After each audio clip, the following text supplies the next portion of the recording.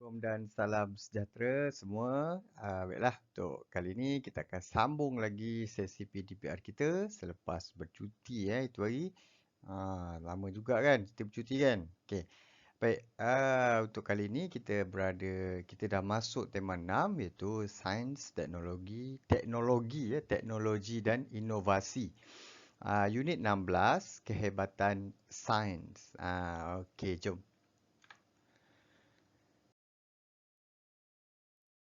Okey, untuk yang sesi pertama ni ialah sesi kemahiran mendengar dan bertutur. Macam biasalah orang cakap, kita dengar, kita cakap, orang dengar. Itu kemahiran mendengar dan bertutur. Kadang-kadang kita dah dengar, kita cakap balik, mestilah ada benda maklumat yang kita nak sampaikan. Apabila kita bertutur dengan orang, memang kita ada maklumat nak sampaikan. Jom. Okey, objektif sesi ini, murid dapat bercerita dengan sebutan dan intonasi yang sesuai. Kriteria kejayaannya, murid dapat menyambung perenggan berdasarkan maklumat yang diperoleh melalui cerita. Okey, ah, macam tricky sikit kan? Okey, baik. Sebenarnya kat sini, apa yang kita nak capai ialah awak dapat bercerita. Bercerita, cerita apa? Cerita apa yang apa yang kita nampak dalam gambar ni. Dalam gambar ni ada rentetan gambar ni. Kemudian bila awak dah cerita itu, macam mana kita nak zahirkan benda ni. Macam mana kita nak tahu apa yang awak cerita tu, apa yang awak dapat lah. Apa yang awak faham lah tentang cerita tu kan. Bercerita tentang sebutan dan intonasi yang sesuai. Pertama sekali awak kena bercerita lah. Awak tengok gambar ni, oh ni cikgu ni tengah buat ni. Ada orang ni tengah buat latihan ni. Budak-budak ni tengah main kapal terbang ke apa ke kan. Kemudian ah, penyudah dia, penyudahnya awak akan menyambung.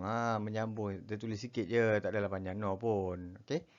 Okey, menyambung. Maksudnya cerita awak tu ditulis. Apa yang kita dah faham, kan awak cerita kan pasal benda ni, bercerita.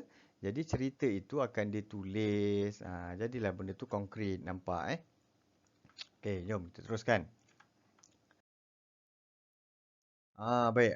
Seperti dulu, kalau dulu dia lebih kepada dialog dulu kalau macam dulu, macam mana hendak memahami dialog lah, macam itulah lebih kurang.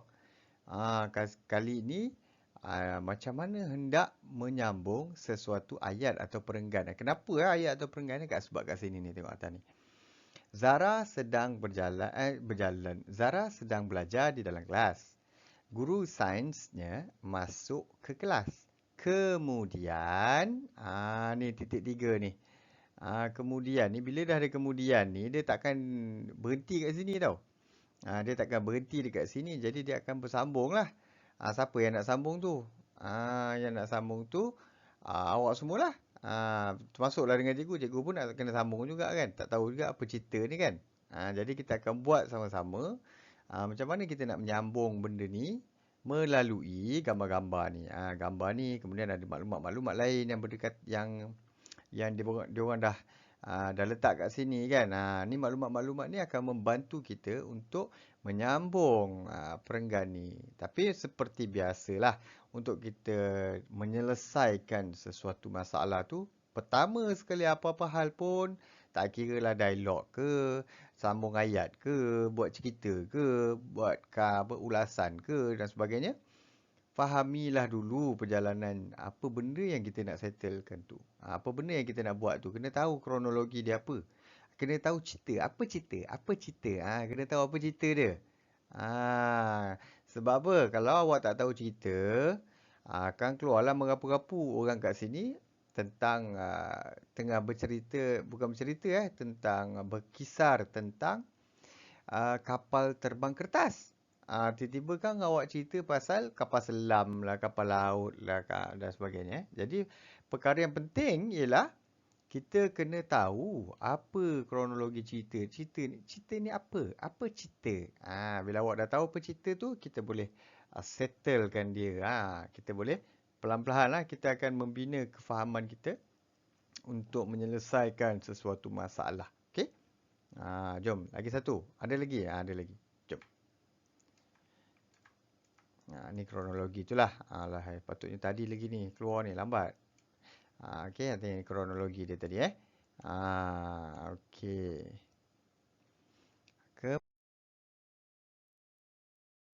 Kemudian teliti bahan yang diberi. Sama je. Sama. Lebih kurang lah macam menyelesaikan dialog. Kita kena tahulah apa maklumat-maklumat yang ada. Gambar latar ke? Gambar latar dia dalam kelas ni tadi ni. Ni gambar latar lah. Kemudian gambar-gambar kecil yang ada maklumat-maklumat lain. Ni apa ni? Berlatih membuat kapal terbang. Kemudian saya telah membuat kapal terbang bersayap lebar muncung yang lurus agar dapat meluncur di udara lebih lama. Kemudian ada maklumat lagi. Saya telah membuat kapal terbang bermuncung tirus dan sayap yang kurang lebar bagi membolehkan kapal terbang meluncur laju. Kawan ni nak buat terbang lama.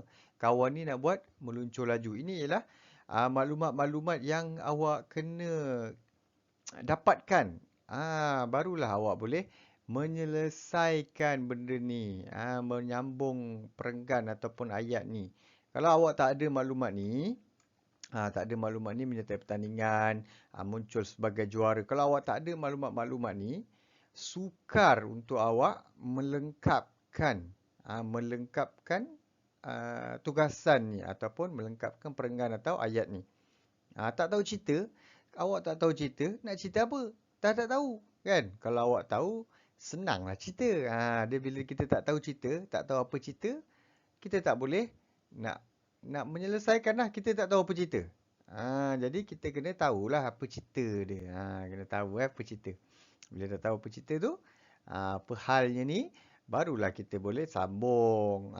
Kita boleh menyetelkan, menyelesaikan apa yang dia hendaknya sebenarnya. Okey. Jom. Okey, jom kita tengok apa cerita dia sebenarnya yang dalam muka surat 111 110. 110 ni apa benda, apa cerita dia sebenarnya. Baik. Cerita dia tajuk dia meluncur di udara. Zara sedang belajar di dalam kelas. Guru sainsnya masuk ke dalam kelas. Kemudian, okey. Pertama sekali tengok. Ni gambar satu ni lah. Gambar satu ni. Okey, ni cikgu dia ni. Cikgu dia. Cikgu dia masuk dalam kelas. Cikgu dia memaparkan poster pertandingan kapal terbang kertas. Itu yang cikgu dia buat. Cikgu dia memaparkan poster pertandingan kapal terbang kertas. Baik. Bila cikgu dia dah tunjukkan, budak-budak ni cakap, wah cantiknya. Itu budak dia tanyalah. Awak cantiknya. Itu poster apa? Cikgu tu cakap lah. Ini poster pertandingan kapal terbang kertas. Baik, ini ialah apa yang berlaku dalam gambar yang pertama. Cikgu masuk. Cikgu tunjuk poster. Budak-budak, murid-murid cakap, wah cantiknya. Itu poster apa cikgu? Kemudian murid-murid pun, cikgu dia pun cakap, ini poster pertandingan kapal terbang kertas. Itu apa yang berlaku dalam gambar yang pertama. Baik, gambar yang kedua ni menunjukkan murid-murid kelas Zara ni lah, murid-murid kelas Zara ni sedang berlatih membuat kapal terbang. Kenapa lah tiba-tiba nak buat kapal terbang kan? Tadi belajar. Ini dah buat kapal terbang pula. Kenapa? Kenapa? Sebab mereka ni nak menyertai lah pertandingan tu. Sebab apa? Sebab yalah main kapal terbang kertas kan seronok kan. Dululah zaman sekarang ni mungkin kapal terbang remote control tapi kat sekolah terhad sikit. Mana ada orang mampu bawa kapal terbang remote control tu. Semua orang mampu ada, tak semua orang mampu ada yang mampu, dan kalau ada pertandingan bolehlah bawa. Kalau tak ada pertandingan, janganlah bawa mainan pergi sekolah. Kan rosak lah, kena curi lah, pecah lah dan sebagainya. Baik. Murid-murid ni pun berlatihlah buat kapal terbang, dia buat kapal terbang itu gambar yang kedua. Gambar ketiga ni dia memaparkan, menunjukkan, menceritakan tentang kategori pertandingan kapal terbang kertas. Rupanya ada dua kategori. Kategori pertama, kategori masa penerbangan paling lama. Kategori kedua, kategori jarak penerbangan paling lama. Satu yang terbang lama, satu lagi jauhnya, jarak dia tu berapa jauh. Satu untuk masa penerbangan, satu lagi jarak penerbangan. Bila dah ada dua kategori ni, murid-murid ni pun buatlah mengikut kehendak kategori tu. Dia bertanding ikut kehendak lah. Seorang buat, siapa ni? Zara Zara buat, apa nama?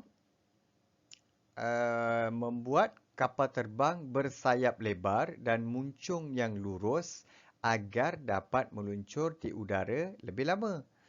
Kawan lelaki dia ni pula, saya buat kapal terbang bermuncung tirus dan sayap kurang lebar bagi membolehkan kapal terbang meluncur laju. Nampak? Dekat sini mereka membuat kapal terbang mengikut kehendak, kehendak pula. Mengikut kategori masing-masing. Mungkin Zara pun ada buat juga kapal terbang untuk laju ni. Tetapi yang kat sini diterangkan tentang kapal terbang apa yang Zara ni buat. Okey. Gambar yang keempat, gambar pertandingan tu lah. Diorang pergi tingkat berapa ni? Tingkat 2 kot. Tingkat 2 dalam gambar ni. Zara dengan kawan ni pun bertanding lah. Baling lah kapal terbang tu. Baik. Nampak tak ada dua kapal terbang yang sama ni? Bermaksud, design pun sama lebih kurang. Lebih kurang lah. Color pun sama kan? Bermaksud, kedua-dua orang ni, sebenarnya dia orang ni menyertai kedua-dua kategori ini. Menyertai kedua-dua kategori ini. Baik. Dia orang pun balinglah kapal terbang tu tengok siapa yang terbang. Kalau ikut gambar ni lah. Siapa yang terbang paling lama. Jadi, balinglah kedua-duanya. Penyudahnya gambar yang kelima, barulah kita tahu. Siapa muncul juara? Budak perempuan. Kalau budak perempuan ni, cikgu harap awak dapat teka lah. Tak payah teka sangat lah. Dah banyak kali dah sebut nama dia. Highlight karakter. Karakter utama ni dah tahu dah siapa sebenarnya. Dia lah yang muncul sebagai champion, pemenang kepada pertandingan kapal terbang kertas. Dia lah pemenangnya. Maksudnya, antara dua kapal terbang ni, kapal terbang dia yang terbang paling lama. Itu yang berlaku. Bila dia terbang paling lama, dia menang lah. Itu je cerita dia. Dia terbang paling lama, dia lah menang. Kalau kategori lagi satu tu, yang jarak jauh tu, dia tak tunjuk pula kat sini. Mungkin ada gambar ke-6 untuk episod akan datang. Mungkin lah episod ni tak ada. Dalam buku teks ada 5 je gambar. Jadi gambar ke-5 ni dia tunjukkan Zara Allah tersebut pula. Yang championnya ialah murid perempuan ni. Dia ialah juara kepada pertandingan kapal terbang kertas kategori penerbangan paling lama. Okey, settle. Sebenarnya kalau awak kita bincang, kita siasat, kita belajar, kita cari maklumat tentang apa yang berlaku sebenarnya, tugasan yang dia bagi ni sebenarnya sangat-sangatlah mudahnya. Awak tahu apa yang berlaku sebenarnya. Very easy. Okay, settle. Habis bab ni. Okay. Alright, baik. Nanti jangan lupa untuk buat tugasan yang cikgu bagi dalam GC awak. Okay. Bye. Assalamualaikum. Salam sejahtera.